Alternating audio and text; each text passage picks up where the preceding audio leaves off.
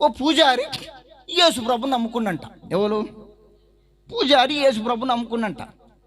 నమ్ముకుంటే ఈ ఊరోళ్ళంతా ఏమరా, కులంగాని కులంలో కలిసినావు, మతం కానీ మతంలో కలిసినావు, ఈ కులగచ్చి మాకు ఇంటింటికి తెచ్చి పెడుతున్నావు, నువ్వు మా ఊళ్ళో ఉండొద్దురా అని ఈ పూజారిని వెలివేసిరంట. ఈ వెలివేస్తే ఊరుమంట ఊరు బయటికి పోయి ఓ చిన్న గుట్టు ఉంటే గుట్ట మీద అంత సాపు చేసుకొని చిన్న పాక వేసుకొని చర్చి స్టార్ట్ చేసిందంట. చర్చి స్టార్ట్ చేసి ఓ సంవత్సరానికి 2 సంవత్సరానికి పోరాడి పోరాడి పోరాడి పోరాడి పోరాడి ఓ 20 మంది విశ్వాసాలను సంపాదించుకున్నట్ట. 20 మంది విశ్వాసాలను సంపాదించుకొని 4 గంటలకు ఆదివారం నాడు 4 గంటలకు లేచి ఊరు వైపు మైకు తిప్పి ఆ పాక మీద మైకు పెట్టి ఆ మైకులో ఒకే మొత్తుకునేదంట. ఈ పూజారి ఏం మొత్తుకునేదంట? యేసుప్రభు రక్తంతో పాపాలు గాడుకోండి, పరలోక రాజ్యం దొరుకుతుంది. యేసుప్రభు రక్తంతో పాపాలు గాడుకోండి బాబు, యేసుప్రభు రక్తంతో పాపాలు గాడుకోండి, పరలోక రాజ్యం దొరుకుతుందని ఈ పూజారి మైకులో ఒకే మొత్తుకునేదంట. మొత్తుకుంటుంటే నక్కిన్నదంట. ఎవరినంట చెప్పండి అమ్మా? నక్కిన్నదంట. పని కట్టుకొని పాస్టర్ గారి దగ్గరకు వచ్చిందట. నక్కన్నదంట. అయ్యగారు నేను కూడా యేసుప్రభు రక్తంతో కడుకుంటా, నన్ను గడగవా, నాకు బాప్టిజం ఇవ్వా, నేను కూడా పరలోక రాజ్యం చూడాలని ఆశ ఉంది అని అయ్యగారును నక్క అడిగిందట. నక్క నన్ను ఫస్టే ఊరు నుంచి ఊరోళ్ళంతా వెలివేసిరు బయట. 2 సంవత్సరాలు పోరాడి పోరాడి పోరాడి 20 మందిని సంపాదించుకున్నా. నీకు నేను బాప్టిజం ఇస్తే ఈ ఉన్న 20 మంది కూడా ఊడిపోతారు. దాని పేరు ఏం పేరు చెప్పండి అమ్మా? ఏం పేరు? బైబిల్లో ఇంకొక పేరుంది, జిత్తుల మారి. ఉందా లేదా? బైబిల్ ఉంది. మీ ద్రాక్ష తోటలను చెరిపే గుంటల నక్కలను పట్టుకోండి, బైబిల్ ఉంది. నీకు నేను రక్షణ ఇస్తే ఈ ఉన్న 20 మంది కూడా ఊడిపోతారని నక్కకి చెప్పినట్టు. ఆయన ఊకే బతిలాడుతుందంట. అయ్యా నేను కూడా పరలోక రాజ్యం చూడాలయ్యా, నాకు కూడా ఆశ ఉందయ్యా అని పాస్టర్ గారిని ఊకే బతిలాడుతున్నాడు నక్క. అయ్యగారు అనుకుంటాడే మనసులో కూడా ఇంత ఆశ లేదురా, నక్కకు బలి ఆశ ఉందిరా పరలోక రాజ్యం చూడాలని. నక్కకు పర్మిషన్ ఇచ్చినట్టు. నక్క నీకు పరలోక రాజ్యం చూడాలని ఆశ ఉంది కదా, ఓ 4 రోజులు మందిరానికి రా, 4 రోజులు చర్చికి రా. నీ చూపు, నీ నడక, నీ మాట మారితే నీకు నేను రక్షణ ఇస్తాను. నక్కకు పర్మిషన్ ఇచ్చిందంట. నక్కకు పర్మిషన్ ఏం నక్క ఆగుతలేదంట. ఆదివారం అందరికన్నా ముదిగా రావాలి, చర్చి మొత్తం ఊకాలి, పట్టాలు వేయాలి, నిండు మోకాల మీద ఉండి చేతులు పైకెత్తాలి. ఎవరు నక్క ఇవన్నీ బాగా చూస్తున్నట్టు అయ్యారు. పర్వాలేదురా నక్క, పర్వాలేదు, నక్క ప్రవర్తన మారుతుంది. ఇంకేం చేసిందంట? ఊళ్ళో వడ్లాయన దగ్గరికి పోయిందంట. వడ్లాయన దగ్గర పోయి పెద్ద చెక్కశీలు చేయించుకుందంట. చెక్కశీలు చేయించుకొని మెడకేసుకుందంట. ఎవరు? నక్క పెద్ద చెక్కశీలు చేయించుకొని మెడకేసుకుందంట. మెడకేసుకొని ఇక సంఖకు సంచి తలిగించుకొని సంచి నిండా కడపత్రాలు పెట్టుకొని ఓ డోలు తీసుకొని ఊరు తిరిగి 20 మంది నిశ్వాసాలను నెల 15 రోజుల వరకు 100 మందిని చేసిందట నక్క. ఇక అయ్యగారికి పట్టలేని సంతోషం అంట.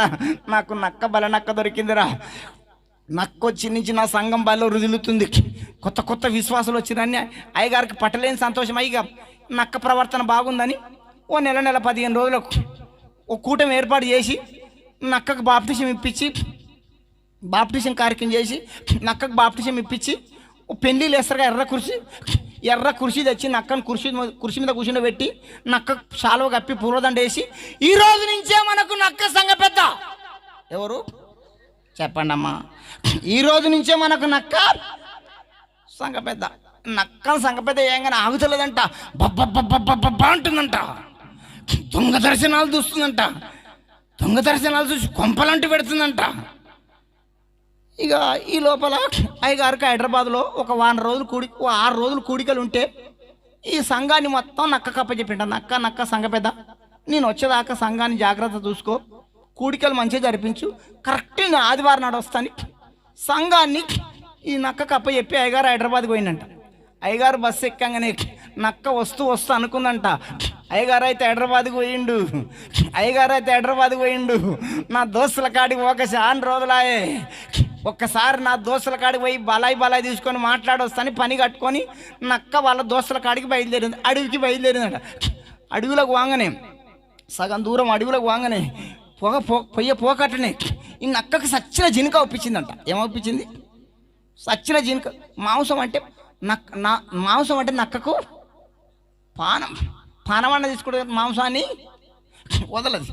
ఈ పొయ్య పోకటనే నక్కకు సచ్చిన జినుక ఒప్పించిందంట. చూసిందంట తిందనా తినద్దా, అమ్మో నేను ఎట్లా తింటా మనసులో అంటుకుంటుందంట. తిందనా తినద్దా, అమ్మో నేను ఎట్లా తింటా, సంగ పెద్ద కదా మనసులో అంటుకుంటుందా. సంగ పెద్ద లేదు గింగ పెద్ద లేదు, గిడేవాడు ఉండే. తిందనా తినద్దా, అమ్మో నేను బబ్బబ్బ అంట కదా, బబ్బలేదే గీడెవడు ఉండే. అయ్యగారు హైదరాబాద్ పోయిండే. తిందనా తినద్దు తర్వాత చూసుకుందాం. గీడెవడు చూస్తున్నాడు. పడదంట నక్క జినక మీద. ఆ జినక తోలు గట్టిగా ఉంటుంది. ఆ పండ్లతోటి ఆ తోలును గుంజుతా ఉందంట. పండ్లతోటి తోలును గుంజుతుంటే ఈ మెడకేసుకున్న శక్కశిల్వ మూతికడ్డం వస్తూ ఉందంట. మెడకేసుకున్న శక్కశిల్వ మూతికడ్డం వస్తూ ఉందంట. ఈ శక్కశిల్వ పాడగానే శక్కశిల్వని తీసేసి తంగడిదెట్టి తట్టించి శక్కశిల్వని తీసి తంగడిదెట్టి తట్టించి సచ్చిన జినక మాంసం పుల్లుగా తిని తంగడాతో మూతి దుడుచుకొని మళ్ళీ శక్కశిల్వ మెడకేసుకొని ఎప్పలెక్క మీ లెక్క వచ్చి కూర్చుందంట. ఎవరి లెక్క? మీ లెక్క వచ్చి కూర్చుందంట. కూర్చొని మళ్ళీ వచ్చి పాట పాడుతుందంట. ఏం పాట పాడుతుందంట? మళ్ళీ పాట పాడుతుందంట. ఏం పాట పాడుతుందంట? నా హృదయము ఇంతగా మారేను. ఏం పాట పాడుతుంది? నా హృదయము ఇంతగా మనసులో అనుకుంటుందంట. ఎడమారిందమ్మా, మారినాదమ్మా, ఎడమారిందమ్మా, సచ్చిన జినక మాంసం పుల్లుగా తినొచ్చి నా హృదయం మారిందని పాడుతున్నాను. ఎడమారిందమ్మా, ఆత్మ వస్తుందంటే ఆగిపోతుందంట. ఈ లోపల అయ్యగారు ప్రసంగానికి లేచిందంట. ప్రసంగానికి లేచి 139 కీర్తన తీసుకున్నంట. 139 కీర్తన తీసుకొని వాక్యాన్ని చెప్తున్నంట. నువ్వు కూర్చుంది దేవునికి చెప్పండి అమ్మా, నువ్వు కూర్చుంది దేవునికి, నువ్వు లేచింది దేవునికి, నువ్వు ఏడికి పోయింది దేవునికి తెలుసు అనగానే చక్కగా నక్కగా కలిగిందట. నేను ఏడికి పోయింది అయ్యగారికి ఎవరు చెప్పారా? మళ్ళీ ఇంకొక మాట అన్నానంట.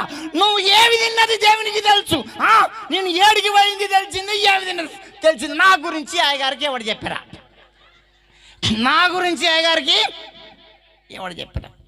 వాస్తవం కదండి. ఒక్కొక్క ఆదివారం దైవసేవకుడు ఎవరు వచ్చినా వాక్యం తీసి మాట్లాడుతుంటే నువ్వేమంటావు? చూసినావే అయ్యగారు నన్ను ముఖం పట్టుకొని తిట్టక వాక్యంతో ఓడుస్తుండే, కావాలని నన్ను ముఖం పట్టుకొని తిట్టక వాక్యంతో ఓడుస్తుండే. నేను మొన్న భీమవరం వెళ్ళా, బుండి అని భీమవరం వెళ్ళాం. అక్కడ కూటికలు పెట్టిరు. ఆమె పేరు శాంతమ్మ అన్నట్టు నాకు తెలియదు. శాంతమ్మ అన్నట్టు తెలియదు. ఆమె బైబిల్ మిషన్కి వెళ్తుందంట. సంస్కారం నాడు తెల్ల చీర, తెల్ల జాకెట్, తెల్ల గుడ్డ కూడా కట్టుకుంటుందంట. సంస్కారం అయిపోయినాక మళ్ళీ వచ్చి ఇట్లా అంటదంట. జుట్టు పట్టుకుంటుందంట. నేను శాంతమ్మ గురించి చెప్తుంటే సంఘం అంతా మామూలుగా నవ్వుతలేదు. శాంతమ్మని చూసి పక్క నాకు అర్థమైతలేదు వీళ్ళు ఇంతగానే. వాస్తవం ఆమె ఉందని నాకు తెలియదు, శాంతమ్మ ఉందని. అయ్యా అంటారు, అయ్యా ఈరోజు శాంతమ్మ గురించే నువ్వు చెప్పినవయ్యా. వాస్తవం ఒక్కొక్క ఆదివారం దైవసేవకుని నిలబెట్టి సూటిగా నీతో మాట్లాడతాడు. మాట్లాడినప్పుడు దైవసేవకుని మీద కోప్పడద్దు. ప్రభువా ఈరోజు నువ్వు నాతో మాట్లాడినవు, నీకు వందనాలు అని. నీలో ఏ బలహీనతుందో అది ఒప్పుకొని వదులుకుంటే మేలు. దైవసేవకుని మీద కోప్పడితే అది నీకే నష్టం. ఇక నా గురించి ఎవరు చెప్పారా అని ఈ వాక్యం అయితే అయిపోయి, నా సంఘ పెద్దతనం ఉన్నా సరే ఊడినా సరే వాక్యం అయిపోగానే నక్కు వచ్చి అయ్యగారు గల్ల పట్టుకుందంట. నా గురించి నీకెవడు చెప్పిండు? అయ్యగారు చెప్పలే. ఇద్దరు కొంచెంమంది పోట్లాడుకొని అయ్యగారికి డౌట్ వచ్చింది. నక్క నేను హైదరాబాద్ పోయినప్పుడు నువ్వేమైనా చేసినా కాబట్టి ఎటు తిరిగినా నాకే తగులుతున్నాయి. ఏం చేసినవే అయ్యా? నువ్వు హైదరాబాద్ పోయినప్పుడు నేను నా దోస్తుల కాడికి పోయే పోకట్ని సచ్చిన జినుక అవుపించింది. ఆ జినక మాసం తినొచ్చి శకశిలో మెడకేసుకొని ఎప్పలెక్క కూర్చున్నా. నువ్వు వాక్యం చెప్తుంటే ఎటు తిరిగినా శిబిరాడ దెబ్బలు నాకే తగులుతున్నాయి అయ్యా.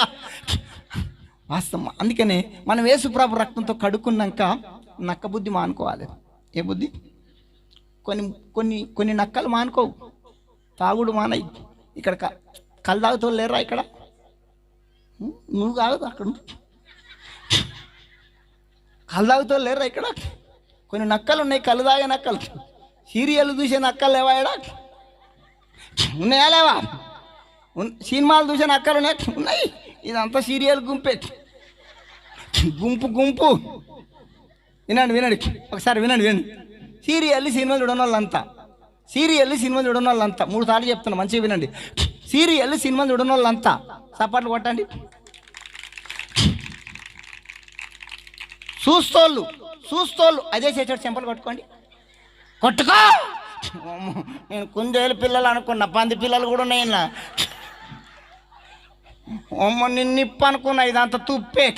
పాస్టర్ గారు, ఎలిషా పాస్టరు, నీ గుంపు నేను గింజలు అనుకున్నా, అన్ని పొట్టే పొట్టు. సీరియల్ సినిమాలు నటిస్తోళ్ళంతా సస్తే ఎక్కడ పోతారమ్మా? ఎక్కడ పోతారు?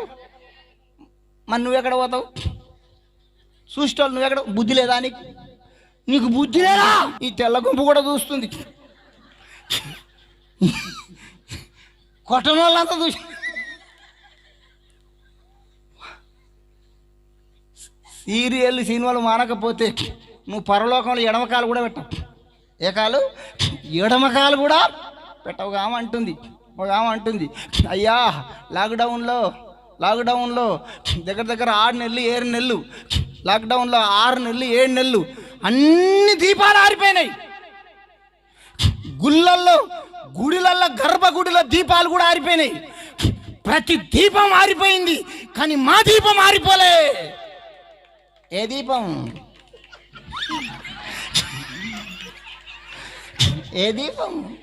నీ దీపం. ఇదంతా దీపం గుంపే.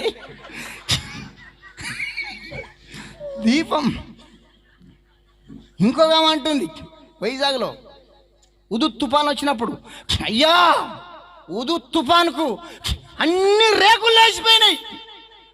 రైల్వేలో ఉండే రేకులు కూడా లేచిపోయినాయి, బస్ స్టాండ్ ఉండే రేకులు లేచిపోయినాయి, ఇంటి కిటికీలు కూడా లేచిపోయినాయి రేకులు, కానీ మా రేకులు లేచిపోలే. ఏ రేకులు? పూత రేకులు, ముగ్గుల రేకులు. ఇదంతా అదే గుంపు. కుందేలు పిల్లలాగా ఎంత కూర్చురు అమ్మ నీకు వందనాల్లో. ఇంకా నువ్వు సీరియల్ మానకపోతే నువ్వు నక్కవే. ఇంకా నువ్వు తాగుడు మానకపోతే నువ్వు నక్కవే. వేషలన్న పరలోకానికి వెళ్తారు, కానీ వేషధారులు పరలోకానికి